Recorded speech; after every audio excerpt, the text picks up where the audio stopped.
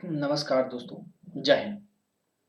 बीते एक साल में चांद पर कोई अंतरिक्ष यान नहीं उतरा और ना ही किसी ने कोई मिशन चांद पर भेजा। लेकिन इस पूरे साल हमें चांद से जुड़ी खबरें मिलती रहेंगी, क्योंकि कई मुल्कों और कंपनियों ने इस साल चांद के लिए एक विशेष मिशन की योजना बनाई है। नासा इस साल अपना एक आर्टेमिस प्रोग्राम शुरू करेगा और इस कार्यक्रम के तहत वो पहली महिला अंतरिक्ष यात्री को चांद पर भेजेगा और अन्य सहयोगियों के साथ मिलकर चांद पर लंबे वक्त तक मौजूदगी बनाए रखने के लिए जरूरी उपकरण और सामान चांद पर भेजेगा। भविष्य में वहां जाने वाले अंतरिक्ष यात्री ताकि इसका इस्तेमाल कर सकें, इसके लिए वो चांद पर एक ऐसा आर्टेमिस बेस कैंप बनाएगा जहां अंतरिक्ष यात्री रह सकेंगे और अंतरिक्ष में एक गेटवे भी बनाएगा जहां रुककर अंतरिक्ष यात्री चांद की सतह तक बढ़ने की अपनी यात्रा पूरी कर सकेंगे। इसमें एक अत्याधुनिक मोबाइल घर और एक रोवर होगा ताकि चांद पर अभूतपूर्व रूप से खोजी अभियान को अंजाम दिया जा सके। इससे मंगल पर कदम रखने की तैयारी में मदद मिलेगी। भारत, जापान, रूस और दक्षिण कोरिया भी इस साल अपने अपने लूनर मिशन लॉन्च करने वाले हैं। इसके अलावा कई और देश और कंपनियां भी इस साल धरती की कक्षा में अपने सैटेलाइट छोड़ने वाली हैं। इनमें से अधिकतर ऐसे मानव रहित मिशन होंगे जो चांद पर रहने के लिए जरूरी सामान पहुंचाएंगे, ताकि एक दशक भर के भीतर इंसान चांद पर रहने की शुरुआत कर सके। इसके साथ ही चांद के पास अंतरिक्ष में एक लूनर स्पेस स्टेशन बनाने की भी योजना है। लेकिन इन मिशंस का ये आखिरी उद्देश्य नहीं होगा। दरअसल ये जो मिशन है वो मंगल पर कदम रखने की अपनी योजना का पहला कदम होगा।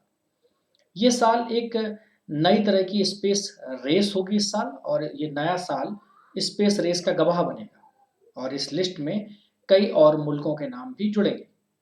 इनमें से अधिकतर चांद के खोजी अभियान होंगे, लेकिन कुछ होंगे जिनका उद्देश्य चांद पर लंबे वक्त तक रहने से बड़ा होगा। कुछ मिशन का उद्देश्य एक बड़ी परियोजना के लिए पहला कदम बढ़ाने जैसा है। चांद का मिशन कुछ नए कॉन्सेप्ट को साबित करने का मौका तो होगा ही, ये अंतरिक्ष से जुड़ी नई तकनीक और नई साझेदारियों की परीक्षा का भी एक बेहतर मौका होगा। चलिए एक नजर डालते हैं कि इस साल कौन कौन से लूनर प्रोग्राम शुरू हो रहे हैं और उनके क्या क्या उद्देश्य हैं। क्योंकि मैंने आपसे शुरुआत की थी, जो सबसे पहला मिशन है वो नासा का आर्टेमिस 1 और कैपस्टोन मिशन है। नासा का इस महत्वाकांक्षी प्रोजेक्ट का उद्देश्य है कि साल 2025 तक एक बार फिर इंसान को चांद की सतह पर उतारना। लेकिन ये मिशन केवल इतने में ही खत्म नहीं होगा। इसकी सफलता एक और महत्वाकांक्षी उद्देश्य के लिए पहला कदम साबित होगी, क्योंकि इस मिशन का अधिकतर हिस्सा मानव रहित यानों के द्वारा पूरा किया जाएगा। लेकिन आर्टेमिस 1 में मूनिकिन को चांद पर भेजा जाएगा। इसके जरिए उस स्पेस सूट की टेस्टिंग की जाएगी जो बाद में इस मिशन के तहत जाने वाले अंतरिक्ष यात्री पहनेंगे। इस मिशन को नासा के अब तक के सबसे शक्तिशाली rocket space launch system SLS के जरिए लॉन्च किया जाएगा। ये ओरायन अंतरिक्ष यान को चांद के पास लेकर जाएगा और क्रू को जिस यान में चांद पर उतारा जाएगा उसकी टेस्टिंग भी करेगा। नासा ओरायन पर लगे हीट शील्ड का भी अध्ययन करेगा। धरती पर लौटते वक्त ओरायन जब पृथ्वी के वायुमंडल में तेज गति से वापस आएगा, तो उस समय लगभग 2760 डिग्री सेल्सियस तापमान का उसे सामना करना पड़ सकता है। तो ये जो प्रोग्राम है आर्टेमिस कार्यक्रम, इसके तहत इस साल हम एक और बड़ा काम होते देखेंगे। नासा इस साल आर्टेमिस कार्यक्रम का पहला कदम उठाते हुए कैपस्टोन अंतरिक्ष यान मार्च 2022 में भेजेगा और इसके जरिए माइक्रोवेव अवम के आकार के जितना बड़ा एक ऑटोनॉमस पोजिशनिंग सिस्टम क्यूबसेट लॉन्च करेगा, जो चांद के चारों ओर चक्कर काटेगा। और इसका उद्देश्य भविष्य में अंतरिक्ष यात्रियों को सुरक्षा सुनिश्चित करना होगा। अब आर्टेमिस कार्यक्रम के तहत जो जानकारी इकट्ठी की जाएगी उसका इस्तेमाल गेटवे बनाने में किया जाएगा। गेटवे चांद के पास अंतरिक्ष में बना एक आउटपोस्ट होगा जो लंबे वक्त तक चांद पर इंसान के रहने के लिए जरूरी मदद मुहैया कराएगा। अगर सब कुछ योजना के अनुसार हुआ तो साल 2025 तक आर्टेमिस 3 के जरिए इंसान को चांद पर भेजा जाएगा। अपोलो 17 के बाद ये पहली बार होगा जब अंतरिक्ष यात्री चांद पर उतरेंगे, और इसके साथ दुनिया की पहली महिला अंतरिक्ष यात्री और पहले काले अंतरिक्ष यात्री को चांद की सतह पर उतारा जाएगा।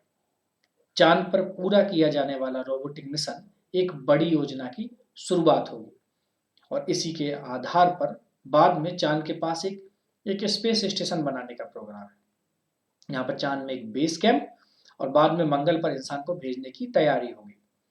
तो नासा के अलावा भारत, जापान और दक्षिण कोरिया, उसके अलावा कई प्राइवेट कंपनियां भी इस साल चांद को लेकर अपनी योजनाएं बना रही हैं।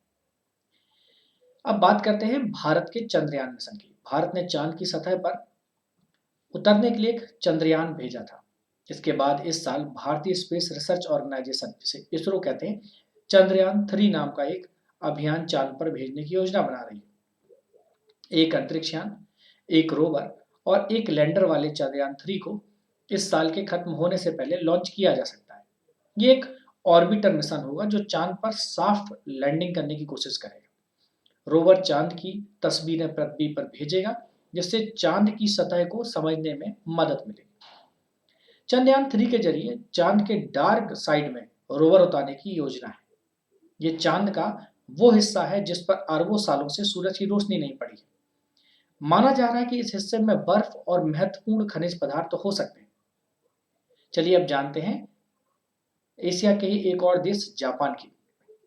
इस साल चांद को लेकर जापान ने भी 2 प्रोजेक्ट्स लाए हैं। जापानी स्पेस एजेंसी, जिसे JAXA कहते हैं, इस साल अप्रैल में चांद पर एक लैंडर उतारने की योजना बना रहा है। स्मार्ट लैंडर जो फॉक होगा, इन्वेस्टिगेटिंग द मून नाम के इस मिशन के तहत चांद पर लैंडिंग तकनीक का परीक्षण किया जाएगा। ये मिशन फेशियल रिकॉग्निशन सिस्टम के जरिए चांद पर मौजूद गड्ढों के बारे में जानकारी इकट्ठा करेगा।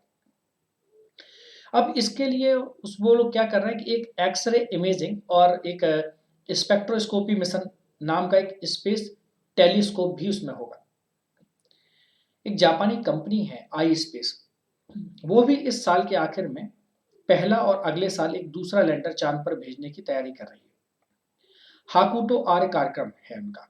इसके तहत इन दोनों मिशनों को मिशन 1 और मिशन 2 नाम दिया गया है। ये चांद के लिए बने खास खोजी अभियान होंगे जो चांद पर इंसानों को रहने में मदद के मौके तलाशेंगे। इस कंपनी से जब बात की गई तो कंपनी ने कहा कि भविष्य में अगर इंसान चांद पर अपना ठिकाना बनाता है तो पृथ्वी के लोगों और चांद के बीच संपर्क बनाए रखना बहुत जरूरी होगा और चांद पर व्यापार की संभावनाएं तलाशने में मदद करेगा। अपने 9वें मिशन में कंपनी चांद पर एक पेलोड डिलीवरी सिस्टम खड़ा करेगी और इसके बाद वहां पर एक इंडस्ट्रियल प्लेटफॉर्म बनाएगी। जापान के अलावा रूस लूनर 25 मिशन के जरिए और दक्षिण कोरिया अपने लूनर ऑर्बिटर मिशन लॉन्च करने की योजना पर काम कर रहे हैं। अब अगर रूसी स्पेस एजेंसी की बात की जाए, जिसका नाम है रॉसकॉस्मोस, इसके अनुसार रूस इसी साल जुलाई में लूना 25 लैंडर जो मिशन है वो चांद पर उतारेगा और ये पूरी तरह देश में बना लैंडर होगा।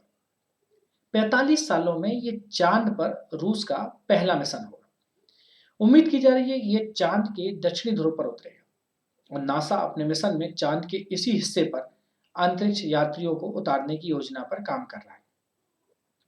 इसके बाद रूस 2024 में लूना 26 को भेजेगा, 2025 में लूना 27 और 2027 में लूना 28 मिशन लॉन्च करने की योजना पर काम कर रहा है। तो मतलब बैक टू बैक मिशन है रूस के।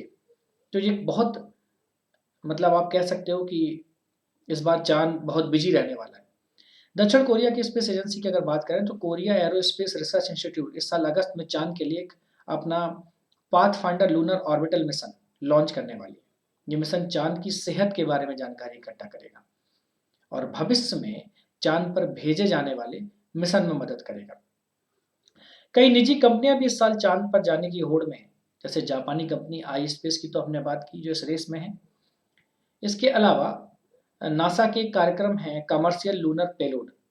इसके तहत कई और कंपनियां हैं जो चांद तक सामान पहुंचाने के लिए एक दूसरे से प्रतिद्वंद्विता करने के लिए कमर कस रही हैं। अमेरिका के ह्यूस्टन में एक कंपनी है, इसका नाम है इटुइटेड मशीन्स। 2020 की शुरुआत में नोवोसी नाम के 6 पैर वाले एक लूनर रोबोट के जरिए चांद पर सामान पहुंचाने का काम करेगी।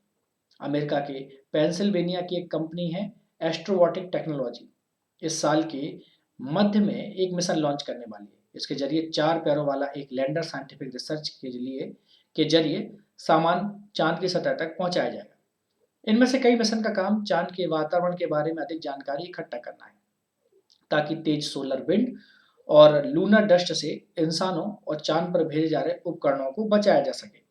साथ ही ये वैज्ञानिकों को ऐसे उपकरण टेस्ट करने और शोध करने का भी मौका देगा जिसके जरिए चांद पर पानी जैसे जो संसाधन है, रिसोर्सेस है, उसकी भी व्यवस्था की जा सके। को हम तो चाहते हैं कि चांद पर इंसान उतरे, उससे पहले सुनिश्चित किया जाए कि सारे जरूरी उपकरण चांद पर पहुंचे और सही तरीके से काम करें। आखिर में इनसे जो जानकारी इकट्ठी होगी उसी से मंगल मिशन के लिए योजना बनने में मदद मिलेगी।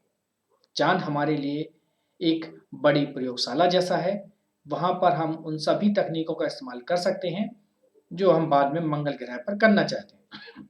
चांद हमसे केवल 3 दिनों की दूरी पर मौजूद है, और जबकि मंगल तक पहुंचने में हमें कम से कम 6 महीने तक का वक्त लगता है। तो उम्मीद करते हैं कि मंगल पर पहुंचने के लिए चांद हमारा एक बहुत महत्वपूर्ण मिशन होगा।